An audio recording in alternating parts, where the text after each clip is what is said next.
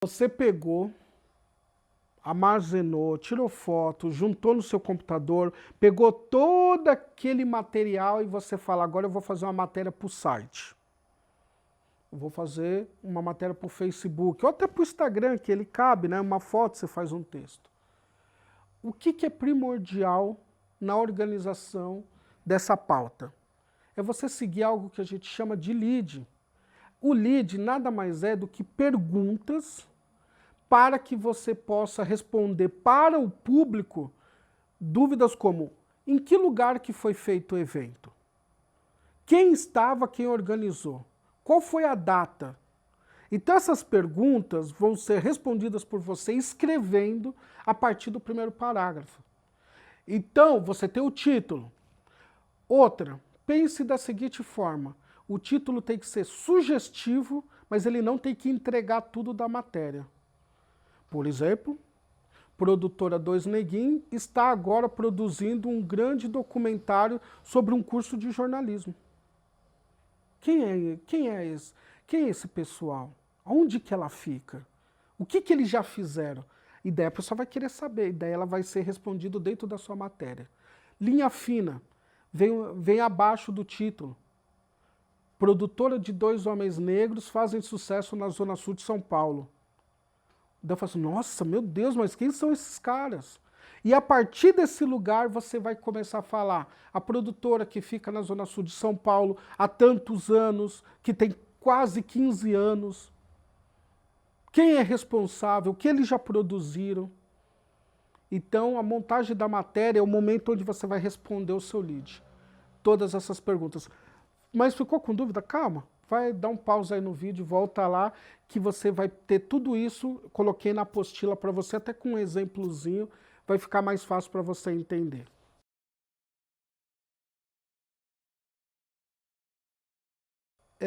Depois que você está ali com a matéria, você está até tendo que responder o lead, é importante organização. Eu estava puxando aqui quais foram as matérias que eu cometi grandes erros. Eu vou falar uma coisa. Eu tenho uma experiência pessoal que eu vou dividir com vocês que fez com que eu erre muito pouco na hora de eu produzir uma matéria. Eu fiz uma entrevista lá no início, nas primeiras, na segunda ou terceira entrevista, que foi uma pessoa que falava demais, mas eram histórias incríveis, maravilhosas. E eu ali deixei ele falar e ficou umas 3 horas falando. Só teve uma questão, eu esqueci de pôr pilha no gravador. Eu suei frio, queria chorar, eu não sabia o que fazer. Peguei um calhamaço de folha, entrei no banheiro, fiquei tentando lembrar. Foi um desastre. Foi um desastre tudo aquilo. Então eu volto a dizer, na hora de fazer uma entrevista, na hora de cobertura, eu hoje levo vários equipamentos juntos. Eu estou fazendo entrevista, enquanto está gravando, eu estou escrevendo numa agenda, numa folha, o que ele está me falando, pelo menos o tópico principal, para eu não me perder. Eu já coloco ali, muitas vezes eu sei que eu vou fazer uma matéria de um ato, eu já coloco antes, eu já faço o cabeçalho, já ponho o título, mesmo que eu mude depois, e já coloco lá, ato que vai acontecer na frente do MASP, no dia tal, a partir das 5 da tarde, eu já deixo semi-pronto. Aí, quando eu chego com uma anotação, outra coisa, uma dicasinha aqui, ó, boa. Para você lembrar um pouco do que foi o ato, além da entrevista com as pessoas, você pega o máximo de panfleto que você achar. Porque se tudo der errado, você conta a história a partir das pessoas e entidades que lá estiveram. Então você está no show do Racionais. Volto no Racionais, por exemplo. Do BK, do seu artista. Daí você está lá. O que você lembra? Você começa a tentar referenciar ao seu redor o que aconteceu ali de mais marcante. Você fala assim, olha, que engraçado, tem um cara que vende hambúrguer num carrinho de cachorro quente. Olha, tem uma moça que tá com uma fantasia igual do Chuck D, que era um rapper antigo. Você tenta pegar essas coisas. Se você esquecer o principal, pelo menos você não perde sua matéria. Mas tudo isso é o extremo do extremo, porque o correto é você, que aluna que está aqui vendo, escreva tudo, anote tudo, cheque seu equipamento. Bateria, o celular hoje normalmente tem uma bateria só, mas não tem problema. Se for necessário, leve um segundo celular do seu amigo para também fazer filmagem. Às vezes eu faço isso. Eu pego para uma outra pessoa e falo, você pode filmar a gente aqui na entrevista? Vira um backup. Aí ele me passa a filmagem dele, então você não perde conteúdo. Quanto mais conteúdo você levar de material bruto, é mais fácil para você fazer uma matéria escrita.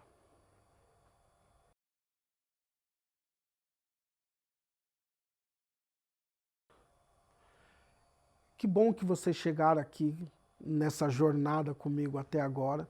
Esse manual foi feito com muito carinho, a ideia é que vocês aproveitem o máximo, mas eu pensei em como deixar algo para que vocês possam pesquisar depois, como bônus também, é um presente para vocês.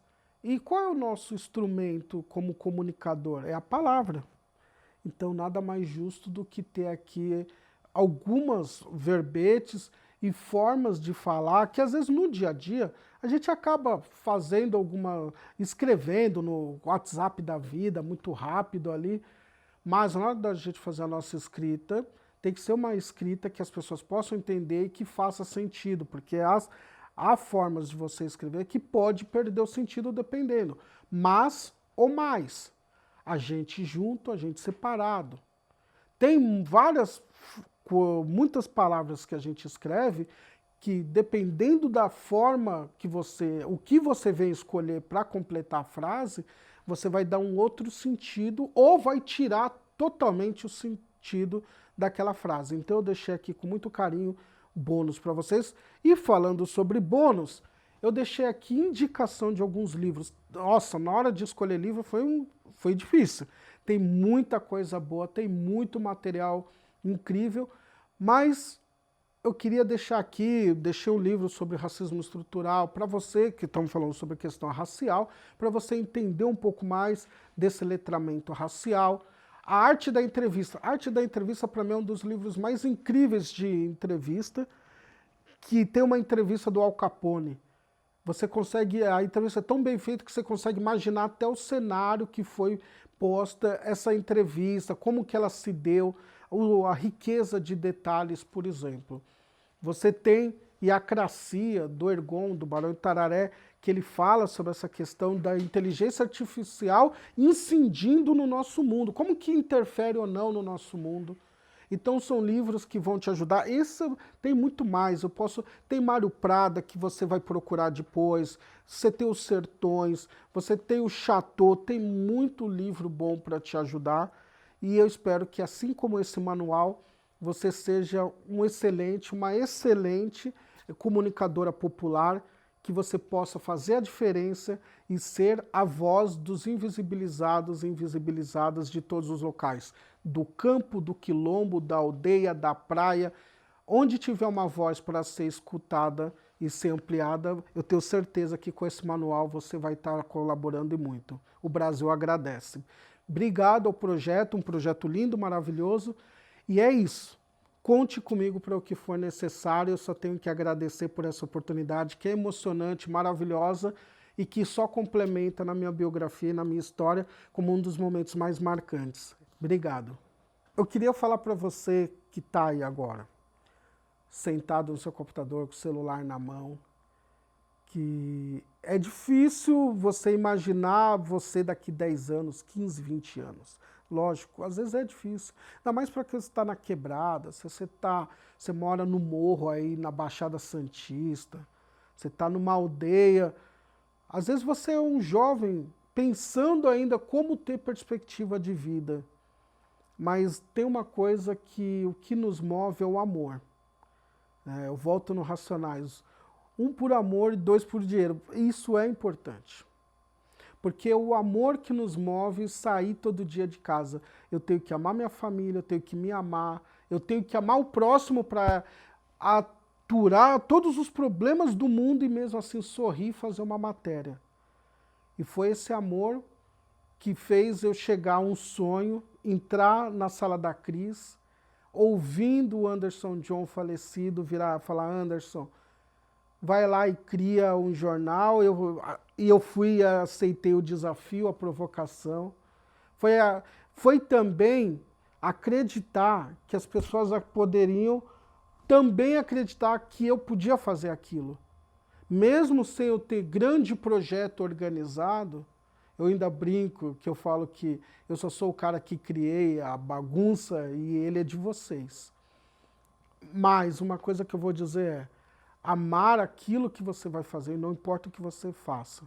Porque o amor é o que define quando você tiver problema na sua profissão e você vai saber lidar com isso. Não vai ser um problema maior do que é. Você vai estar sempre olhando com o olhar de que isso é o que eu queria, então eu vou me esforçar mais e esse problema não vai me parar.